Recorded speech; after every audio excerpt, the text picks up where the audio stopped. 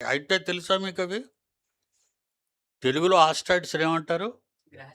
గ్రహ శకలాలు. నక్షత్రాలు పేలిపోతుంటే ఆకాశంలో వాటి మొక్కలు మొక్కలు మొక్కలు ఎంతుంటుంది? మన పక్కన కొండంత ఉంటుంది ఒక్కో మొక్క. ఏదో మొక్క అంటే ఏదో చిన్నగల అనుకుంటున్నారేమో. నక్షత్రం పేలిపోతే పర్వతాల లాంటి శకలాలు వచ్చేస్తుంటాయి, గ్రహ శకలాలు. అవి భూమికి తగలకుండా దేవుడు, ఆయన పిల్లలు ఉన్న ఉయ్యాలి కదా ఇది, పాపం కాపాడుతాడు. అలాగా మంచోడండి మన తండ్రి. మనల్ని కాపాడుతున్నాడు రాత్రి పగలు. నువ్వు ఒలి తెలియకుండా పడుకుండిపోయినా తెల్లవారులు నిన్ను నిద్రపుచ్చి నిన్ను ఆరోగ్యంగా లేపుతున్నాడే.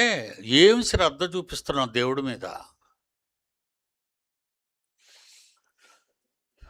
వద్దండి. దేవుడంటే భయపడండి. భయపడమనే చెప్తాను నేను ఎప్పుడు. భయపడండి. ఎప్పుడు దేవుని శరణు వేడండి ప్రమాదాల నుంచి.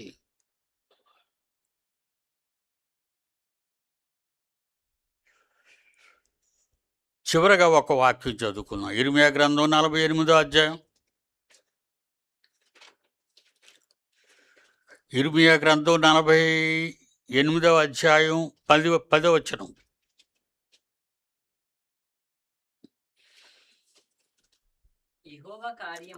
యెహోవా కార్యమును ఏవైనా దేవుని పనిని తలపెట్టారనుకోండి. దేవుని కార్యం అనగానే సువార్త సభలే కాదు. నేను ఆడవాళ్ళందరూ వచ్చి కష్టపడ్డారు మీ అందరి కోసం. మీరు వచ్చి కూర్చుని వెళ్ళేవారే తప్ప మీరు ఎవరైనా వచ్చి పనిచేస్తున్నారా?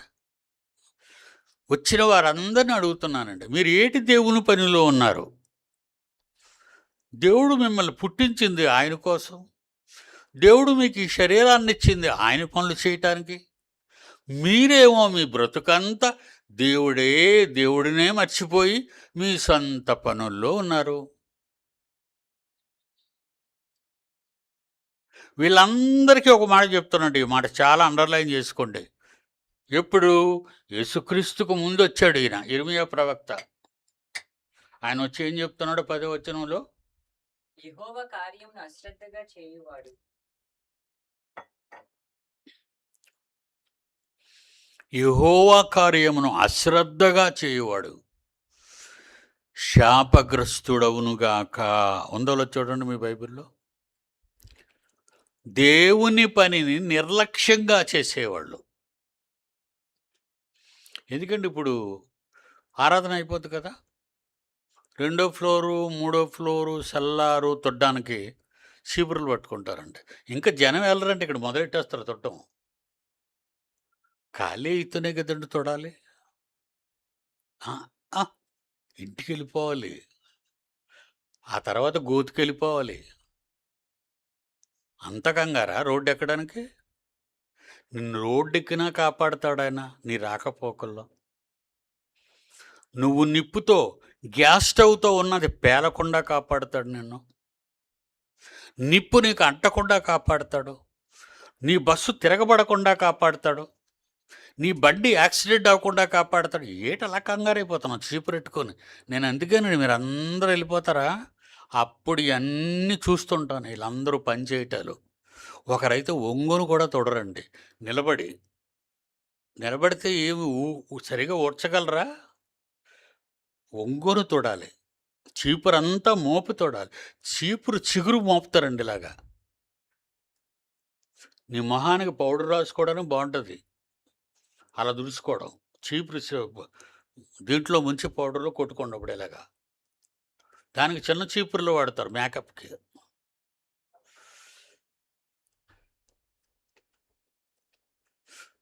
వద్దరా, తప్పు చేస్తున్నారు. యెహోవా కార్యమును అశ్రద్ధగా చేయువాడు శాపగ్రస్తుడవునుగాక.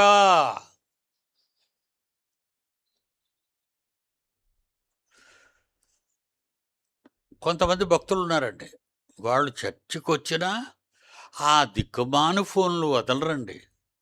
ఇక్కడ దేవుని వాక్యం వినబడుతుంటే అది విండు. ఎవడు నీకు ఫోన్ చేశాడు? ఆడెవడో తెలుసా?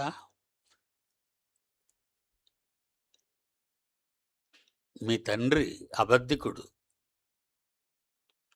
దయ్యంగాడు. మిమ్మల్ని కూర్చొని విననివ్వడు. అప్పుడే ఆడికి దురద. మీకు చూసుకోవాలి వెంటనే. ఏం మాట్లాడేస్తాడు? ఏమండి, భర్త ఫోన్ ఎత్తకపోతే కంగారు పడిన భార్య, భార్య ఫోన్ ఎత్తకపోతే ఓ కసి కసిగా మారిపోతాడే. దేవుని సన్నిధి, అసలు నువ్వు దేవుని సన్నిధికే రాని అసమర్థుడు. నువ్వు రావు, కూర్చున్నా వినవు, విన్నా పాటించవు. అన్నీ మన దగ్గర దుర్గుణాలే. ఏమండి, ఈ లోకాన్ని చూసి మోసపోకండి. మోసపోతే దేవుడు వెక్కిరింపబడడు, నువ్వు వెక్కిరింపబడతావు. మోసపోకుడి, దేవుడు వెక్కిరింపబడడు.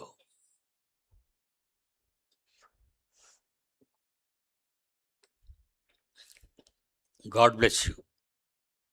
ఇంటర్నేషనల్